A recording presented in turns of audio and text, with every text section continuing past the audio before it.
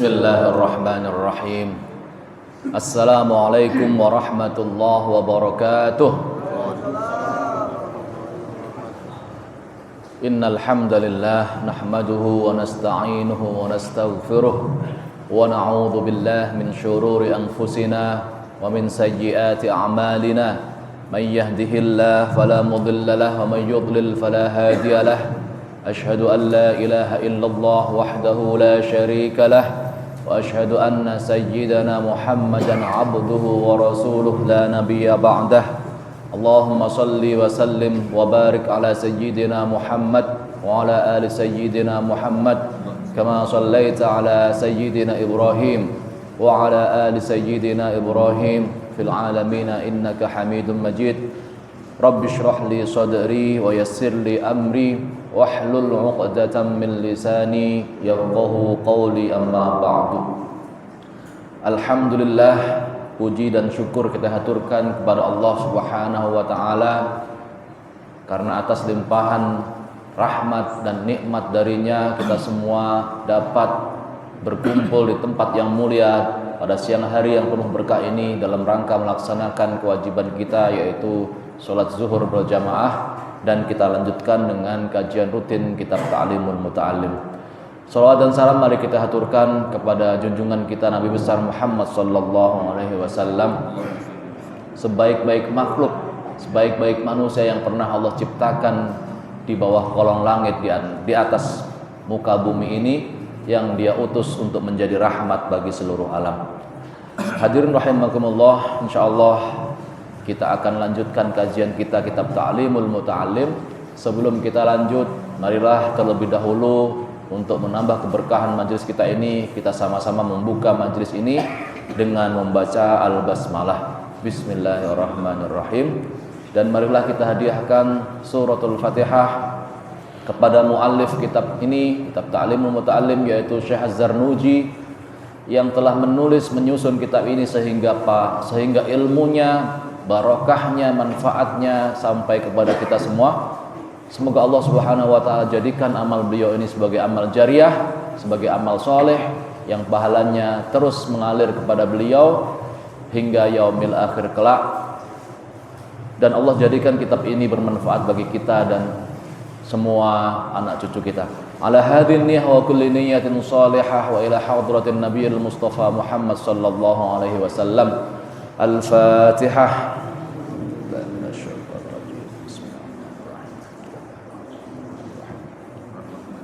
Iyyaka na'budu wa iyyaka nasta'in.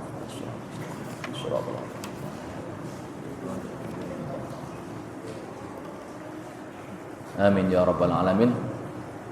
Hadirin rahimakumullah, kita lanjutkan kajian kita di mana minggu lalu kita sudah sampai pada pembahasan tentang faslun fi ikhtiyaril ilmi wal ustadi wasyariki wathabat alaihi. Pasal tentang bagaimana memilih ilmu, memilih guru, dan memilih teman dalam belajar. Demikian juga bagaimana supaya kita bisa teguh dalam menuntut ilmu. Nah, minggu lalu kita sampai pada pembahasan bahwa dalam proses menuntut ilmu itu sangat dibutuhkan proses yang namanya musyawarah. Karena Rasulullah, orang yang paling cerdas, orang yang paling pandai yang pernah Allah ciptakan, itu pun masih diperintahkan oleh Allah untuk bermusyawarah. Kata Allah Subhanahu wa taala di dalam firman-Nya, "Wasyawirhum fil amri." Dan bermusyawarahlah engkau dengan mereka dalam urusan-urusanmu.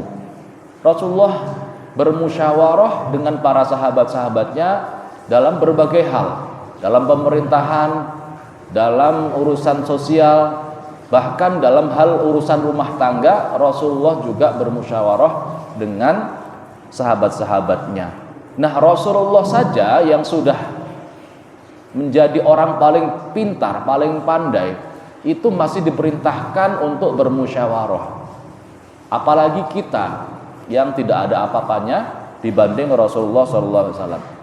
Rasulullah bisa saja mengambil keputusan sendiri tanpa proses musyawarah, dan itu sah. Karena Rasulullah adalah orang yang paling benar, segala keputusannya pasti melalui bimbingan Allah Subhanahu wa taala, tidak mungkin atas dasar nafsu beliau sendiri. Maka kalaupun beliau mengambil keputusan sendiri, itu pun tidak ada masalah bagi beliau. Tetapi meskipun demikian, Allah memerintahkan beliau untuk bermusyawarah. Nah, demikian juga dengan kita dalam proses menuntut ilmu, kita diwajibkan, diperintahkan untuk melakukan proses musyawarah ini. Apalagi di awal-awal kita ingin menuntut ilmu. Musyawarah dengan siapa? Dengan orang yang lebih pandai, orang yang lebih bertakwa, orang yang lebih banyak ilmunya.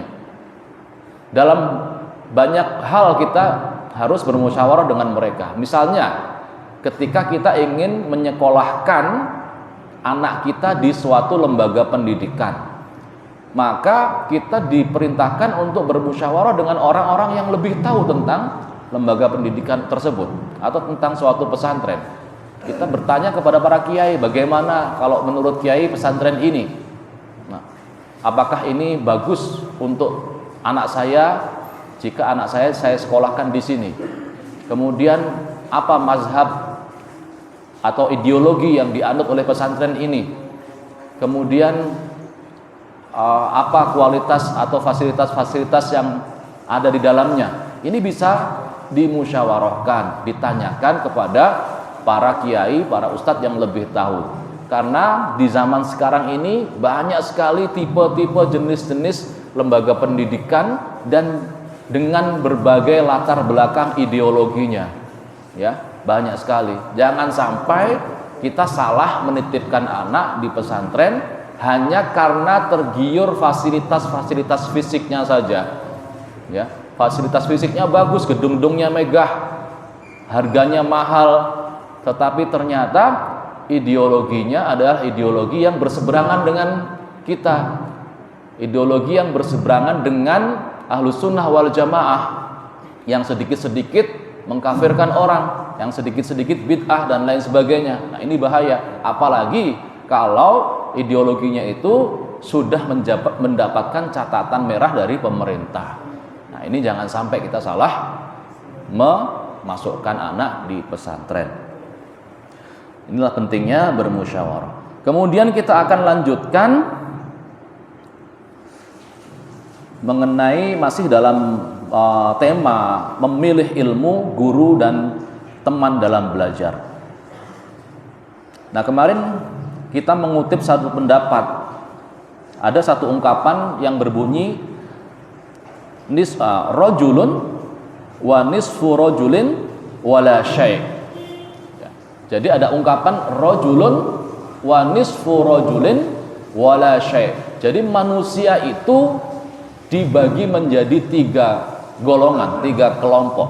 Yang pertama adalah rajulun, yaitu manusia yang sempurna atau laki-laki yang sejati, yang sempurna. Yang kedua, wa nisfu rajulin, setengah sempurna.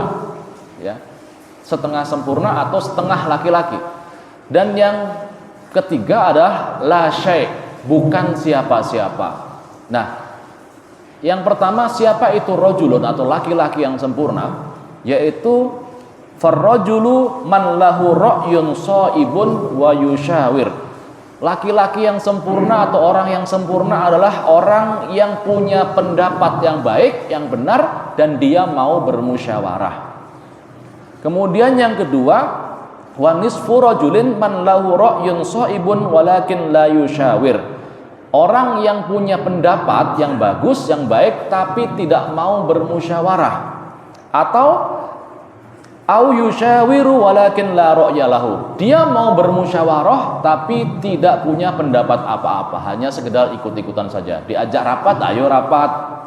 Tapi giliran di dalam rapat, di dalam musyawarah, dia tidak pernah ada pendapat yang dia sampaikan, hanya ngikutin arus. Nah, ini setengah sempurna. Yang lebih parah dari itu adalah wala syai' man la ra'ya lahu wala yusyawir. Yang lebih parah itu adalah orang yang tidak mau atau tidak punya pendapat apa-apa, sudah gitu nggak mau juga bermusyawarah. Dia pasif, nggak punya pendapat, nggak punya ide untuk memajukan suatu ya, organisasi misalnya, ya, atau dia tidak mau bermusyawarah untuk menuntut ilmu, untuk bertanya kepada guru, dan dia juga tidak punya pendapat apa-apa tentang ilmu yang akan dia pelajari. Ini yang lebih parah. Oleh karena itu kita diperintahkan untuk bermusyawarah kepada siapa? Kata Imam Ja'far Shadiq, itu masih keturunan Ali bin Abi Thalib, kita bermusyawarah kepada orang-orang yang takut kepada Allah. Syawir fi amrika ma'alladzina yakhshawnallaha ta'ala. Bermusyawarahlah engkau di dalam urusan-urusanmu kepada orang-orang yang takut kepada Allah. Siapa orang yang takut kepada Allah itu? Yaitu para ulama. Kata Allah Subhanahu wa taala, "Innama yakhsyallaha min ibadihi al-ulama." Sesungguhnya orang-orang yang takut kepada Allah di antara hamba-hambanya adalah para ulama. Wa talabul ilmi, kita lanjutkan, wa talabul ilmi min a'lal umuri wa as'abiha. Fakanal musyawarah fihi ahammu wa aujab. Dan menuntut ilmu itu adalah di antara perkara yang paling sulit. Ya, menuntut ilmu itu tidak mudah, sulit dilakukan. Kita butuh waktu, butuh tenaga, waktunya pun lama. Kalau sekarang ada istilah wajib belajar 9 tahun, mungkin tahun depan ada 12 tahun. Nah, itu kan lama prosesnya. Butuh uang, ya. Maka dikatakan menuntut ilmu itu salah satu urusan yang paling sulit. Maka kalau untuk urusan yang sulit seperti ini, musyawarah menjadi lebih penting, lebih urgen dan lebih wajib. Ya. Qala al-Hakim, "Idza dhahabta ila Bukhara la ta'jal fil ikhtilaf ilal a'immah." Nah, ini mengenai pemilihan guru.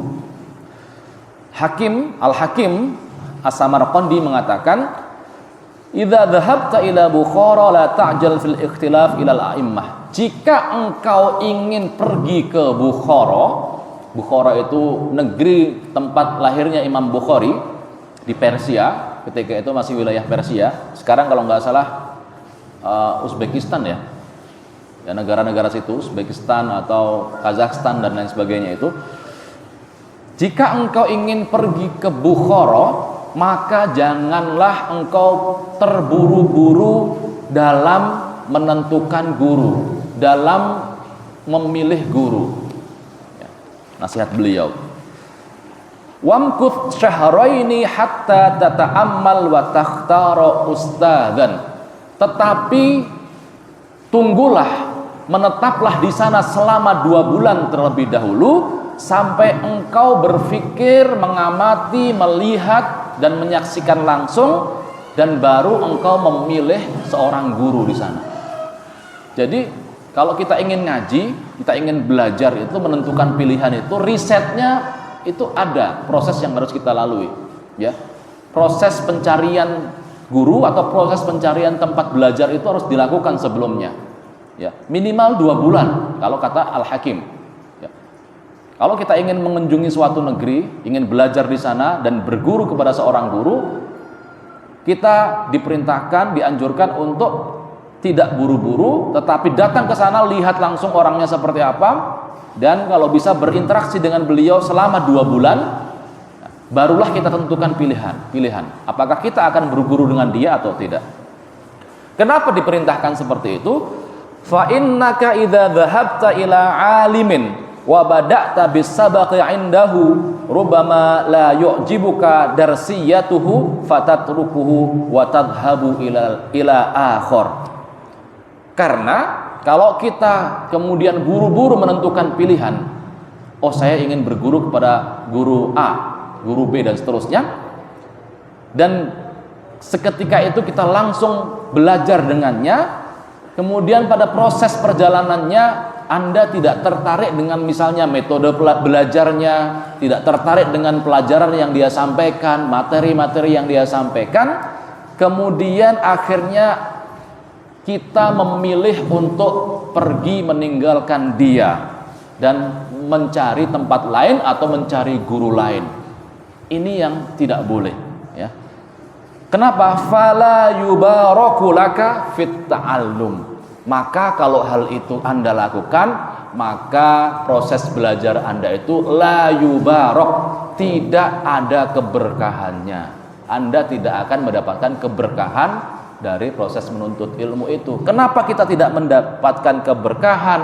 Karena dengan kita meninggalkan guru yang tadinya kita belajar dengannya, kemudian kita merasa tidak cocok, merasa apa yang dia sampaikan itu tidak sesuai dengan apa yang kita harapkan, merasa bahwa materinya itu tidak sesuai, tidak cocok dengan kita, kemudian kita tinggalkan. Saat kita meninggalkan guru kita itu, saat itulah kita menyakiti hati beliau, ya.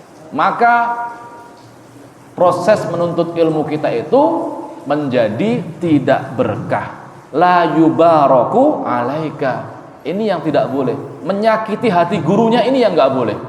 Maka kita diperintahkan untuk melihat dulu, untuk melakukan proses apa tadi, seleksi tadi, pengamatan, dilihat dulu cocok apa enggak, sekolahnya ini cocok sama saya apa enggak, kemudian materi-materinya cocok sama saya apa enggak. Kalau kita sudah merasa klik, merasa cocok, bolehlah kita menyatakan ingin menjadi murid dari guru atau ustadz tersebut, sehingga tidak terjadi yang tadi meninggalkan guru, mengecewakan guru, dan akhirnya menyakiti beliau. Fata'ammal fi syahraini fi ikhtiyaril ustadzi wa syawir hatta la tahtaja ila tarkihi wal i'radi anhu. Maka lihatlah, perhatikan, amati, ya, selama 2 bulan sebelum Anda menentukan pilihan. Wa syawir hatta la tahtaja ila tarkihi wal i'rad anhu, dan bermusyawarahlah sampai engkau tidak perlu lagi meninggalkan beliau, meninggalkan guru itu dan berpaling darinya. Fatathbutu indahu hatta yakuna ta'allumuka mubarakan wa tantafi'u bi'ilmika katsiran. Dan menetaplah terus bersama guru yang Anda pilih itu selama beberapa waktu sampai Anda selesai, supaya apa? Hatta yakuna ta'allumuka mubarakan, supaya belajar Anda itu menjadi penuh berkah, mendapatkan keberkahan dari guru, mendapatkan keberkahan dari Allah. Wa tanfa'u bi'ilmika katsiran, dan Anda pun bisa memanfaatkan atau bisa mengamalkan ilmumu secara maksimal, secara lebih banyak. Kalau kita berguru kepada seseorang dalam waktu yang lama, otomatis ilmu kita itu lebih mendalam, lebih mendetail, sehingga ketika kita selesai dari berguru dari beliau atau dari guru atau dari lembaga pendidikan yang kita belajar di sana, ilmu kita itu lebih banyak dan bisa kita amalkan di dalam masyarakat.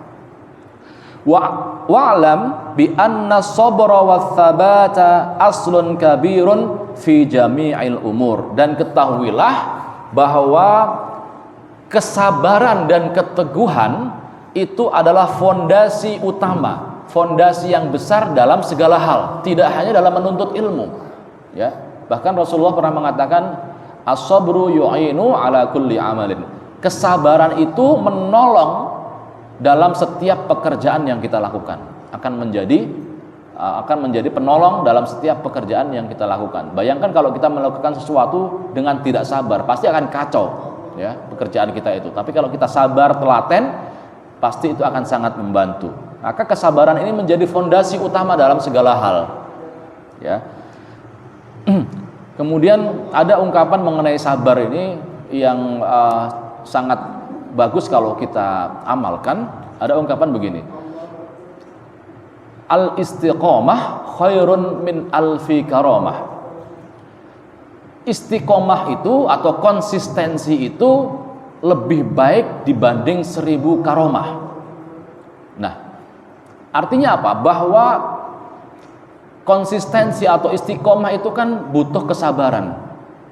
Kalau kita bisa konsisten, bersabar melakukan sesuatu, melakukan sesuatu yang tetap dalam waktu yang lama dan terus menerus, maka kita sejatinya sudah melakukan hal yang lebih baik dibanding 1000 karomah. Karomah itu kan biasanya dimiliki oleh para wali, ya. Kenapa lebih baik?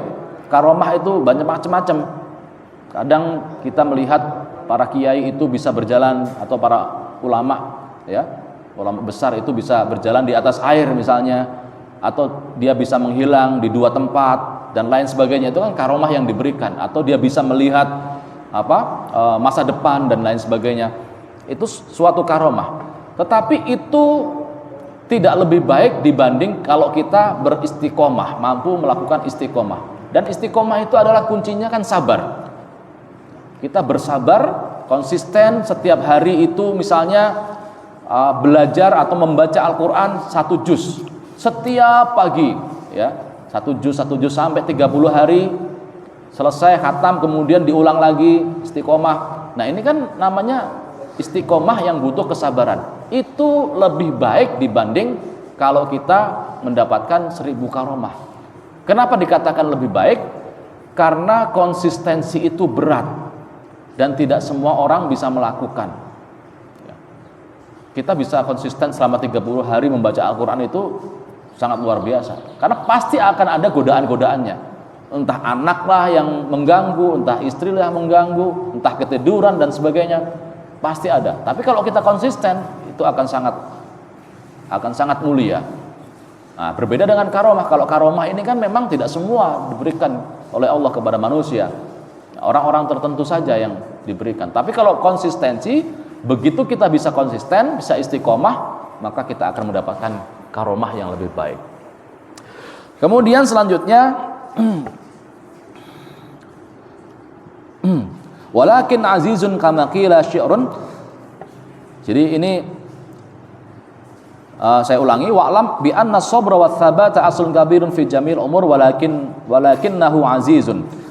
Jadi ketahuilah bahwa kesabaran dan keteguhan itu adalah fondasi dalam segala hal. Tetapi ini sangat sulit dilakukan, ya. Sebagaimana syair yang mengatakan likullin ila sya'wil ula harakatun walakin azizun fir rijali thabatun. Likullin ila sya'wil ula harakat. Setiap orang, setiap manusia itu punya cita-cita dan ingin meraih cita-citanya, ya, dengan gerakan-gerakannya, dengan perjuangannya. Setiap orang itu punya. Walakin azizun fir rijali thabat. Tetapi sangat sulit bagi orang-orang itu untuk tetap teguh, untuk tetap konsisten, tetap tegar dalam meraih cita-citanya itu. Nah, ini susah konsisten itu, atau susah bersabar itu. Kalau kita punya cita-cita, ya semua orang punya cita-cita. Kita cita-cita misalnya pengen beli rumah, semua orang pasti pengen. Tetapi untuk meraih cita-cita itu dibutuhkan konsistensi, dibutuhkan istiqomah dan kesabaran. Nah, kesabaran ini yang sangat sulit dilakukan. Misalnya nabung sehari 100.000 untuk bisa beli rumah. Nah, ini sulit. Maka dikatakan seperti tadi dalam syair. Lakin azizun fir rijali thabat. Tetapi susah bagi orang-orang itu untuk tegar dalam proses mencari atau memenuhi cita-cita tadi. Qila asy-syaja'ah sabru sa'atun. Sabru sa'atin. Dikatakan juga dalam sebuah ungkapan, asy-syaja'ah sabru sa'atin. Keberanian itu adalah kesabaran sesaat, kesabaran dalam waktu tertentu. Ya, kalau dikatakan sa'ah itu dalam saat tertentu, adalah dalam waktu tertentu. Jadi maksudnya apa? As-sabru mana tadi? As-sabru asy-syaja'atu sabru sa'atin.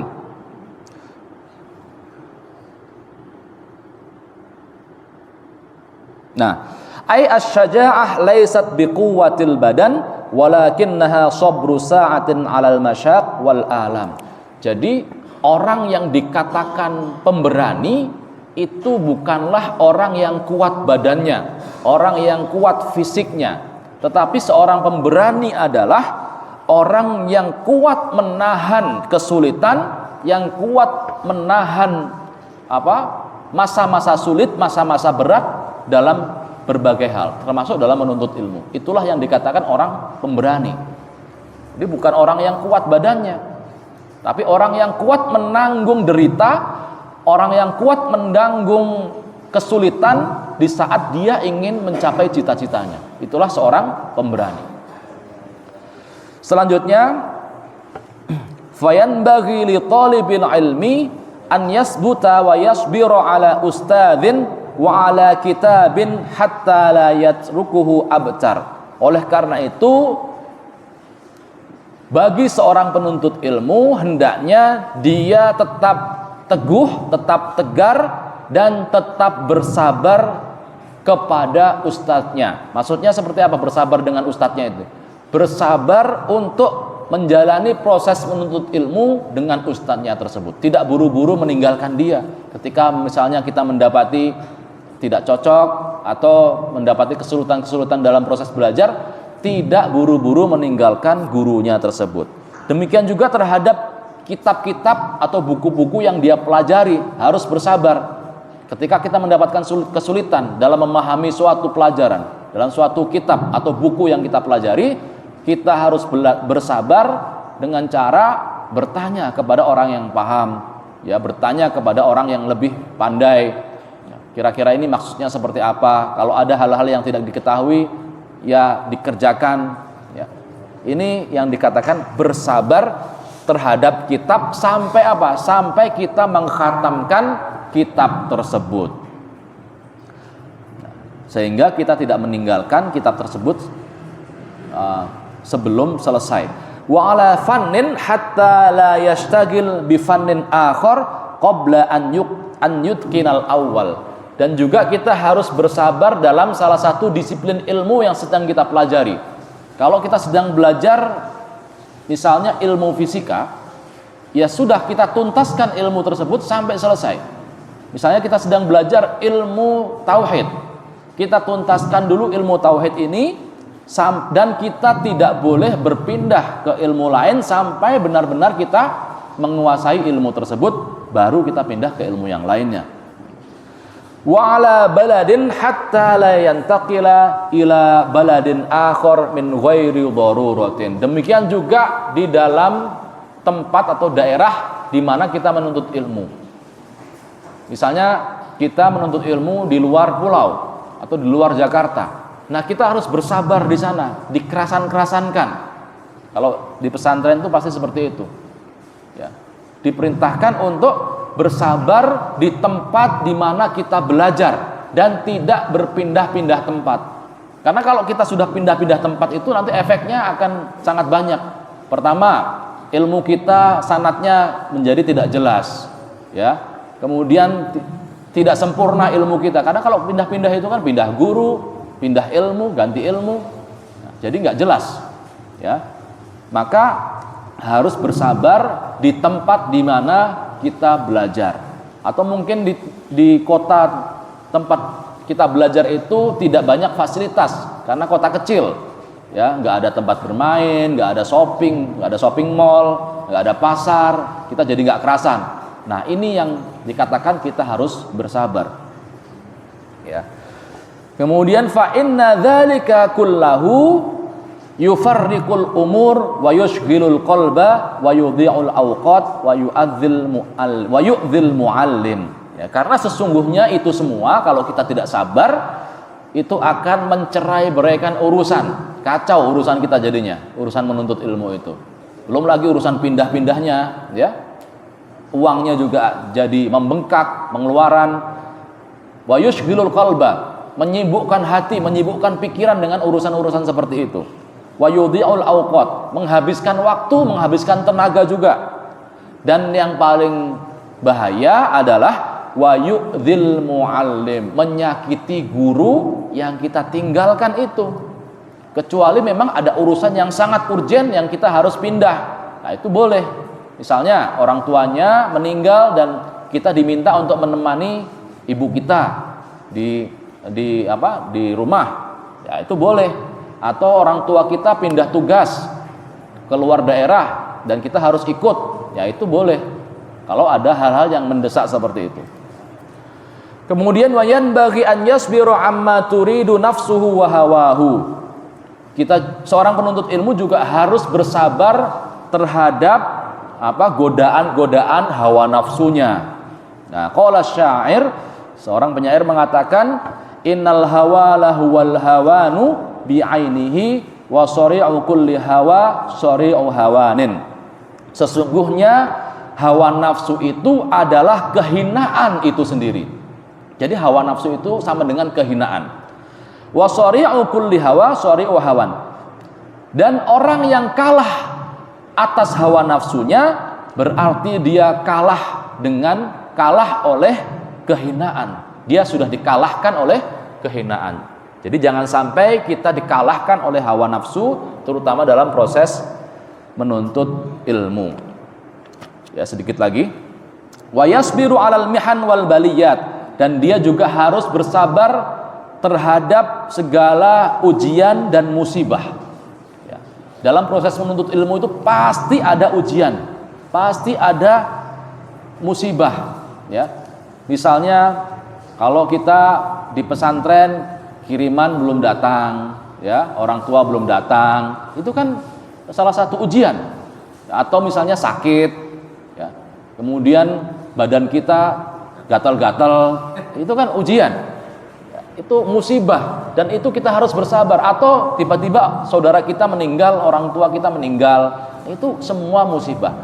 Maka seorang penuntut ilmu itu dituntut untuk menjalani semua proses ini dengan penuh kesabaran. Ya. Ada ungkapan yang mengatakan khazainul muna ala qanatiril mihan. Ya. Ini ungkapan yang sangat bagus kalau kita terapkan. Khazainul muna, gudangnya cita-cita, ya. Gudangnya cita-cita itu terdapat di dalam jembatan musibah. Jadi kalau kita ingin meraih cita-cita itu, kita pasti melewati jembatan yang bernama ujian atau musibah tadi. Jadi jangan heran kalau kita ingin mencapai suatu cita-cita, mencapai suatu tujuan, kita pasti melewati jembatan ujian, jembatan musibah, atau disebut qanatirul mihan, jembatan musibah, jembatan ujian. Nah, ini ada satu syair, nanti kalau kita bahas kayaknya akan panjang, jadi kita lanjutkan saja di minggu depan, ya. Ini syair yang sangat terkenal bagi orang-orang yang sedang menuntut ilmu. Mungkin juga biasa dilantunkan di masjid mungkin, ya. Bunyinya begini: ala lan tanalal ilma illa bisittatin sa'unbika an majmu'iha bibayanin. Ya. Dzaka'un wa hirsun wastihadun atau wastibarun wa bulghatun wa irsyadu ustadzin wa tulu zamanin. Ini kalau di pesantren biasa dilakukan. Ala lan tanalal ilma illa bisittatin sa'unbika'an. Ada yang mengatakan sa'unbika'an majmu'iha, ada yang mengatakan an tafsiliha. Nah, ada beberapa redaksi yang berbeda. Nah, ini kita jelaskan di minggu depan insyaallah, ini karena sudah hampir jam 1. Demikian mungkin yang dapat kita bahas, kita kaji pada siang hari ini.